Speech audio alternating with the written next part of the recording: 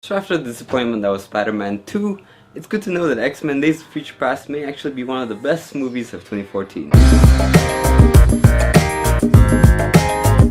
X-Men Days of Future Past is obviously the sequel to X-Men First Class. It actually starts off in the future where all the Sentinels are pretty much running the place. Mutants are getting captured and killed all over the place, so it's a really bad time to be a mutant. So Xavier, Magneto and all the other X-Men get together and devise a plan to send Wolverine back in time before everything even starts, so that they can avoid the Sentinels from being created, so they can avoid the entire war and people getting killed and all that bad stuff from happening in the future. So he gets sent back to meet the young Professor Xavier, played brilliantly by James McAvoy, and from there he has to gather pretty much all the other X-Men from First Class, like Mystique, Magneto, Beast, and a few other interesting new characters. First of all, I think the casting in this movie is absolutely top-notch and spot-on. Even the minor characters that you'd think are not gonna amount to much end up being really likable. Everyone just plays their part really well and you really buy that they're these characters. The action scenes are really well done. They're like spaced out really evenly as well in between all the story scenes where, you know, everything's developing and it's kind of slow. But at no point did I feel actually bored throughout the movie. And when the action does happen, it is awesome. There is one scene in this movie that everyone will keep talking about because it's probably one of the best superhero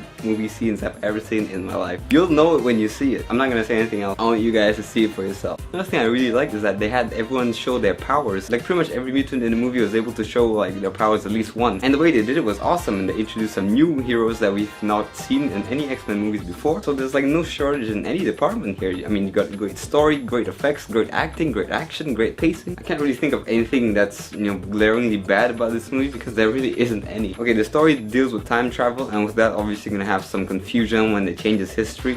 So, yeah, there's a bit of confusion there. And also, it's never quite explained why Kitty Pryde is able to send people back in time now, when actually she's just supposed to be able to run through walls. But it's convenient to the story, and I can see why they did it, and I buy it. It's not distracting like some conveniences were in like Spider-Man or anything. As a whole, the movie is really well crafted. I think any comic book fan should go check it out right now. Between this and Winter Soldier, I'm not sure which one I would call the better movie because they're both really good. Definitely my two favorites of the year so far. So I would say without a doubt, X-Men Days of Future Past is worth watching twice. Maybe I'm a little bit biased because I'm a huge fan of the X-Men series in general. I can see why someone who's not quite a fan would not enjoy it as much. But if you like your superhero movies and you like your comics, definitely go check out X-Men Days of Future Past. And also I want to know what you guys thought was the coolest power in the movie. I personally thought it was Blink and, you know, that guy with that scene. So leave a comment below and I'll see you guys next time.